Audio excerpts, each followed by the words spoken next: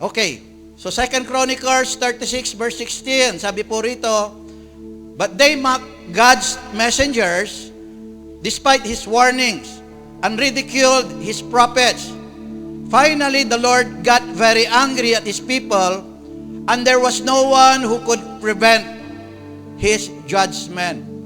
Pwede na po tayong maupo, basbasan ng Diyos ang kanyang salita. Ang title po ng pag-aaralan po natin ay Flashpoint. Okay? Flashpoint. So ano po ba ang flashpoint? A flashpoint is a place, event, or time at which trouble such as violence or anger flares up. So, mayroong isang lugar na kung saan o kaya may pangyayari o may oras na bigla-bigla ang kaguluhan ay bigla-bigla na lang magwawala. O kaya naman, a place or stage, ito ay isang lugar o isang itong kalalagayan na kung saan ang violence might be expected to begin. Okay? Bigla na lang magkakaroon ng violente, magsusuntukan, bigla silang mag-aaway, bigla silang magkakaroon ng gera. Flashpoint of event is the critical moment when a conflict such as political crisis or story arcs erupts into violence or leads to permanent drastic change. It is the turning point where tension breaks and the situation escalates rapidly. So nandun po yung word na turning point na pwede na siyang magkaroon ng kaguluhan. Bibigyan ko kayo ng isang example. Okay? Na nagkaroon po ng flashpoint, kaya nagkaroon po ng kaguluhan. EDSA. Ano ang flashpoint po ng EDSA? Flashpoint. Nung after 20 years, punong-puno na ng pagnanakaw, nawala na yung gold bars, trillions na yung nanakaw, naghirap na yung Pilipinas, sawang-sawa na yung mga tao, walang change sa administrasyon sa pamamagitan ng 20 years. Nakaroon na ng violente, ang dami na pong NPA, ang dami na pong insurgencies, ang dami na lumalaban. Nung inabot na po yung limit, nagkaroon po ng flashpoint sa EDSA. Naunawaan natin. Yun po yung flashpoint. Ngayon may bago. Bigyan ko pa kayo ng example. Flashpoint. Anong balita ngayon sa Iran? Gera. Tinira na nila. Pero, mayroon pang mga stages po yun. Hindi pa umaabot. Nung hindi pa umaabot po sa kaniyang flashpoint, nag-usap-usap po sila. Sabi ni Trump, kailangan, hindi ka makaroon ng nuclear, kailangan limit lang ang iyong missile. Sabi naman ng Iran, hindi kami susunod sa iyo. Nung hindi sila nakakaunawaan, umabot na sa flashpoint. Kaya nung kahapon, tinira na ng Amerika ang Iran. Nakukuha niyo po ba yung flashpoint? Okay. Kaya kung may ganitong flashpoints or chemical flashpoints or events, mayroon din namang flashpoints of God's wrath. Pag sinabing flashpoints of God's wrath, anong ibig sabihin? Umaabot na sa limit na kung saan ang Diyos ay magagalit na. Kapag umabot na sa pinakalimit ng Diyos ang kasamaang nagaganap sa sanlibutan, ay hindi na magiging mapagpasensya ang Diyos, kundi magagalit na siya. Haharapin na sila para sila'y makaalala na walang dapat magmayabang sa Kanya dahil siya ang may control sa lahat. Kaya minsan nakakakita tayo ng tao na ubod ng sama. Bakit yan? Ayaw nang kunin ng Diyos kaagad. Diba? Nakakapanood tayo. Diba? Nakakakita tayo talaga grabe yung talagang ginagawa niya sa lipunan. Pumapasok sa ating sa isip, bakit yan? Umahaba yung kanyang buhay. Kasi hindi pa umaabot po sa flashpoint. Wala akong nakita na ubod ng sama na umabot po ng 70 years old or 85 years old. Yung ubod ng sama. Tingnan po ninyo at pansinin po ninyo. Kapag rukan na yung kanyang kasamaan, ang Diyos na mismo ang kikilos para kunin po siya. Kasi umabot na sa flashpoint of God's wrath. Naunawahan po ba natin? Okay. Sa ating text, sa 2 Chronicles 36:16, sa panahon na kung saan si Zedekiah ang hari ng Juda at sa Jerusalem, nagalit ang Diyos sa bansang Israel kasi umabot na po sila sa plus point. Ano yung plus point? But they mock God's messenger. Kanilang kinutya yung mensahero na ipinadala ng Diyos. Despite His warning, kanilang kinutya yung mga commandment and instructions of God. Hindi po sila nakikinig. Higit pa, kabaliktaran ang kanilang ginagawa. Unridiculed His prophets. Pinagtawanan po nila yung mga lingkod ng Diyos at ang mga propeta na ipinadala po ng Diyos. Kaya umabot sa plus point, anong nangyari? Finally, the Lord got very angry at these people, and there was no one who could prevent His judgment. Talagang nagalit talaga ang Diyos, hindi lang basta nagalit, very angry. Nagalit talaga sa katalampasanan ng tao na walang makapigil sa paghatol. Kaya nga, yung pinapag-aralan po natin nung kahapon, ano nangyari? Anong paghatol ng Diyos po sa kanila? Sa panahon po ni Zedekiah, Jehoiakim, ipinasakop po sila sa Babylonia. Yung pinag-aralan po natin nung nakaraan, na nagko-complain si Habakuk. Sabi ni Habakuk, Lord, bakit yung mga Babylonia higit pa silang mas masama sa amin? Bakit nyo sila ginawang paghatol sa amin? Pinasakop po sila, pinapatay ang mga lalaki, dinala ang ibang population sa Babylon. Kaya mayroong mga Israelita doon sa Babylon. Ang Babylon ay modern day Iraq po ngayon. Ang Persia ay modern day Iran ngayon. So napunta po sila doon, sinira ang templo po ng Diyos, sinira ang City of David, kinuha lahat ng kayamanan na inipon ni Haring Solomon. Alam niyo po ba kung gaano kayaman ang Israel noon sa panahon ni Solomon?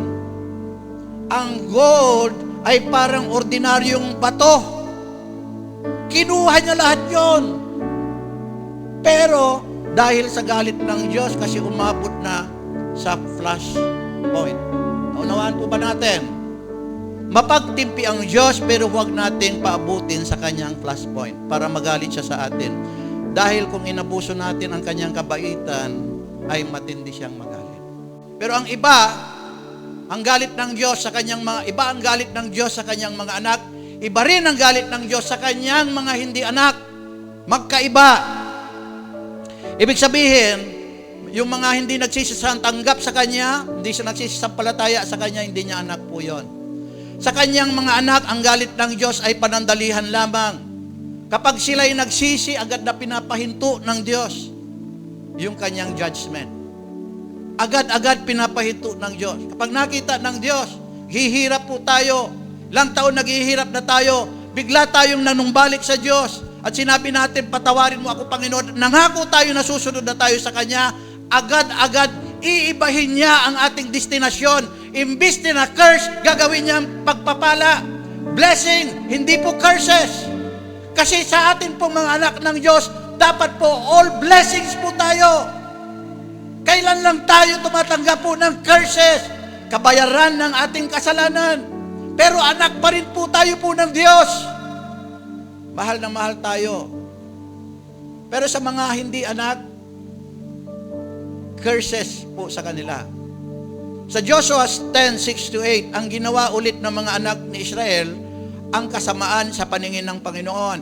At naglingkod sa mga Baal at kay Ashtaroth, mga Diyos-Diyosan po ito, at sa mga Diyos sa Syria, at sa mga Diyos sa Sidon, at sa mga Diyos sa Moab, at sa mga Diyos ng mga anak ni Ammon, at sa mga Diyos ng mga Pilisyo, at pinabayaan nila ang Panginoon, at hindi naglingkod sa Kanya. Pansinin niyo po, ang hindi paglilingkod sa Panginoon ay pagpabaya sa Panginoon. Malakay, sa aklat ng Malakay chapter 1, sabi doon, ipapakita ko sa inyo ang pagkakaiba ng matuwid at ang masama. Ang matutuwid ay naglilingkod sa Panginoon, ang masasama ay ayaw maglingkod sa Panginoon. Kino-quote ko lang. Pero ito paglilingkod po ito. Habang umaattend po kayo, paglilingkod po ito. Pero pag nasa bahay ka at nakikinig ngayon, at ikaw, Nakabukas yung iyong bibig. May kakayahan ka naman pumunta rito para maglingkod doon sa nag-protection sa'yo ng isang linggo, ngunit ayaw mo. Pero kapag sugalan, nandun ka. Kapag party, nandun ka. Ang tawag po dyan, pinapabayaan mo ang Panginoon dahil ayaw mo maglingkod. Amen?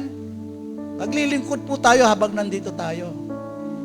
Higit na mas masarap, dagdagan mo pa yung paglilingkod mo. Higit na mas masarap. Mas higit na matutuwa po ang Diyos. Ayon sa kakayanan na binigay po sa atin. Anong nangyari? Verse 7, at ang galit ng Panginoon ay nag-aalab laban sa Israel at ipinagbili niya sila sa kamay ng mga Pelisyo at sa kamay ng mga anak ni Amon. At kanilang pinahirapan at pinighati ang mga anak ni Israel ng taong yaon. 18 taong pinighati ang lahat ng mga anak ni Israel na nangasa dako roon ng Jordan sa lupain ng mga Amoryo na nasa Galaad.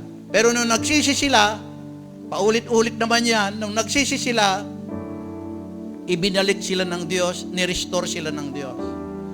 Pero yung mga Babylonia, tingnan nyo yung Babylonia. Noong umapi sa Israel, naganap ba yung sinabi ng Diyos? Dati po sila, ngayon po Iraq po sila. Hindi na po sila nakabangon. Pero dati sila yung powerful country noon. Pero ang Israel nakabangon, naibalik sa mapa at powerful sila ngayon. Kasi nagsisi sila dahil anak sila. Ganun po rin po sa atin. Pag nagsisisi po tayo. May meaning ng pagsisisi? Lord, patawarin mo ako, titigil na ako sa pagsunod sa gusto ko lamang, ikaw na ang susundin ko. Kahit mahirap, ikaw na ang susundin ko. Kahit lalabanan ko yung sarili kong gusto, okay lang. Basta ikaw nang mamumuhay sa akin. Yun ang pagsisisi. So, plus point of God's wrath in the days of Noah. Kanina, plus point sa panahon ni Zedekiah. Ngayon naman, plus point of God's wrath in the days of Noah. Kilala nyo si Noah? Ano yung plus point? Nakita ni Yahweh na laganap na ang kasamaan ng tao sa daigdig.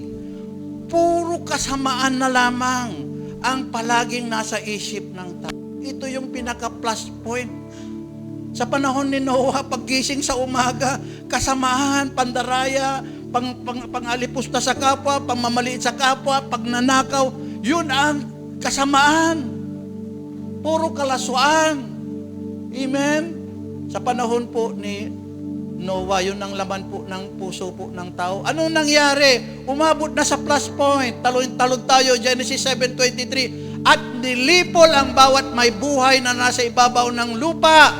Ang tao, gayon din ang mga hayop, ang mga umuusad, ang mga ibon sa himpapawid at sila'y nalipol sa lupa. At ang natira lamang ay si Noah at ang mga kasama niya sa arko. Namatay lahat, mga hayop. Lahat ng mga tao ay namatay. Pamilya lang ni Noah ang naiwan. Sabi nila, may dinosaurs noon, totoo po yun. May dinosaurs ngayon, bakit wala nang dinosaurs ngayon?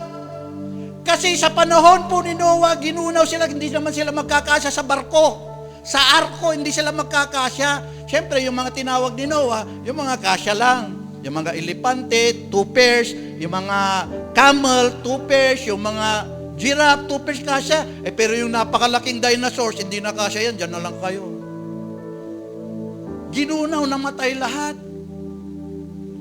Kaya ang ebidensya, kung bakit ang ebidensya daw kung bakit totoo na nangyari na nabalot ang mundo sa pamamagitan ng tubig, dito daw sa lupa may nauhukay pa silang mga bones na dapat it belongs to the sea. Nasa bundok. Ay, iba naman yan.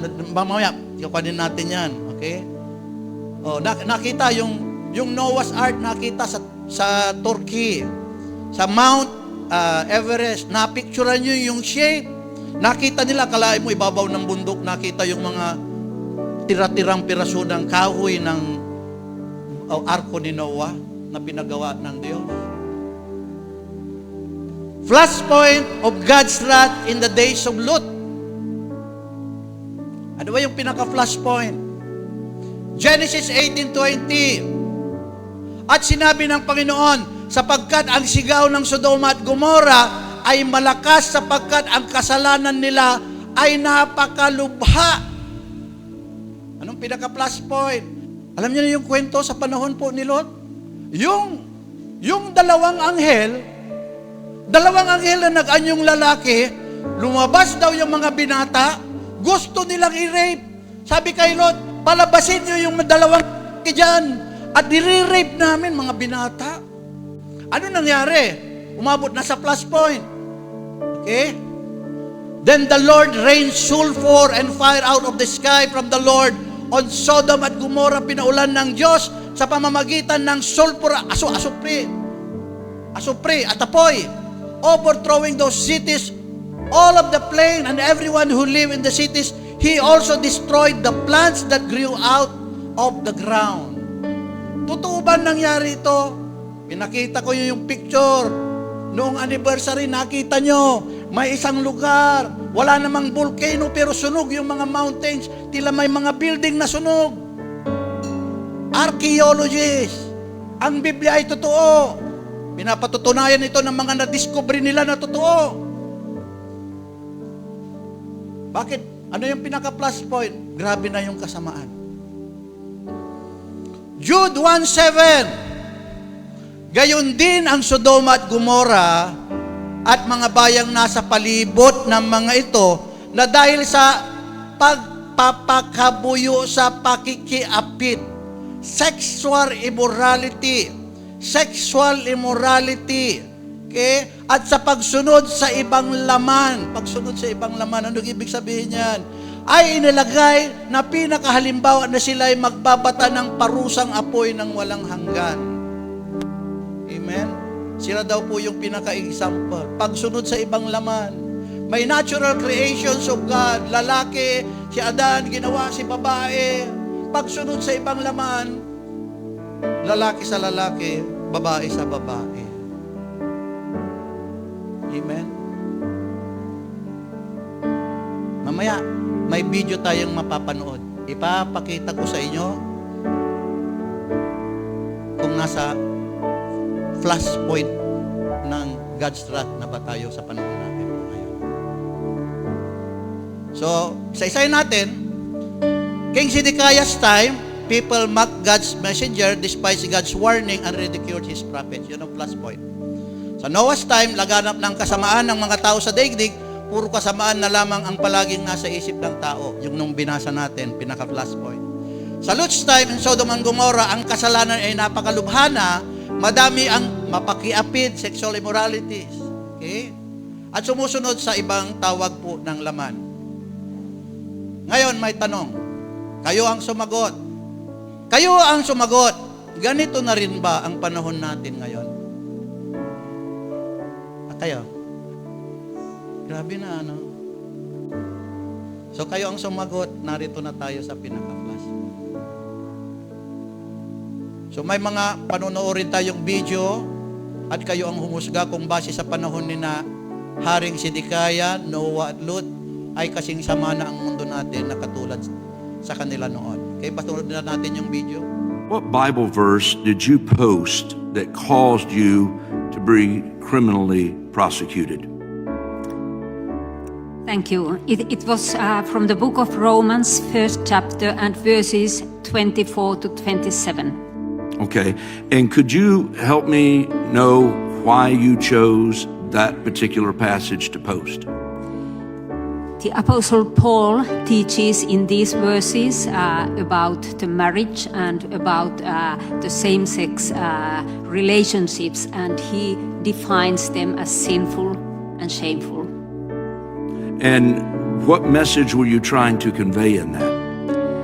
I wanted to make it clear that if the leadership of the church is supporting the Pride event, it is in contradiction with its basis, the Bible. Okay. And after you posted the Bible verse, if I understand correctly, you were charged under Finland's war crimes and crimes against humanity law. Yes, we have in that section, we have a law about agitation against minorities. Wow. Well, as a pastor for 37 years now myself, to think of someone that can be criminally charged for posting a Bible verse in the EU and NATO country worries me deeply. And as you've already heard from this panel today, God bless you. God bless you for coming here today to share your story. And my prayer is that it causes people to wake up to the threats that we are facing from those who seek to undermine our God-given right to free expression. Naman nyo, yung babae po ay taga-Finland, Europe. Nag-post lang siya ng Bible verse na ayaw ng Diyos yung same-sex marriage. Dinimanda na po siya ng agitation against humanity. Dinimanda na po siya. Ito po ay dating liberal countries.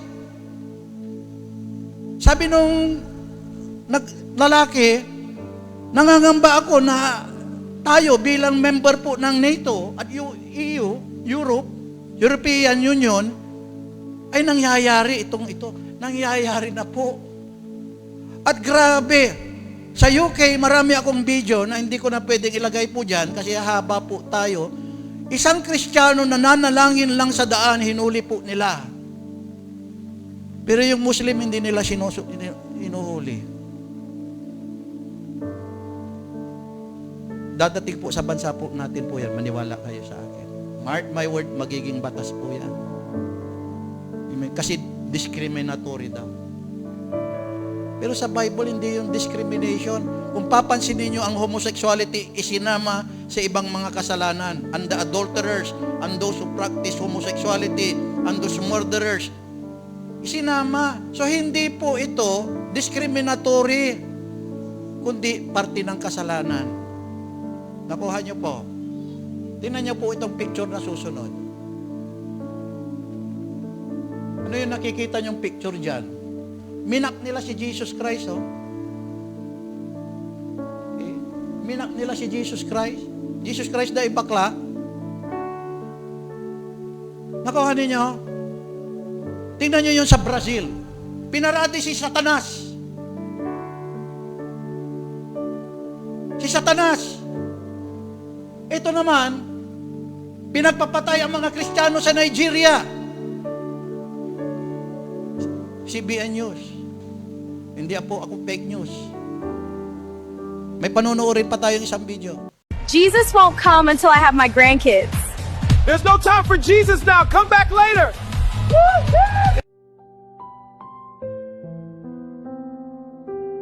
But as the days of Noah were, so also will the coming of the Son of Man be. For as in the days before the flood, they were eating and drinking, marrying and giving in marriage, until the day that Noah entered the ark, and did not know until the flood came and took them all away. So also will the coming of the Son of Man be. Then 2 men will be in the field, one will be taken and the other left. 2 women will be grinding at the mill, one will be taken and the other left.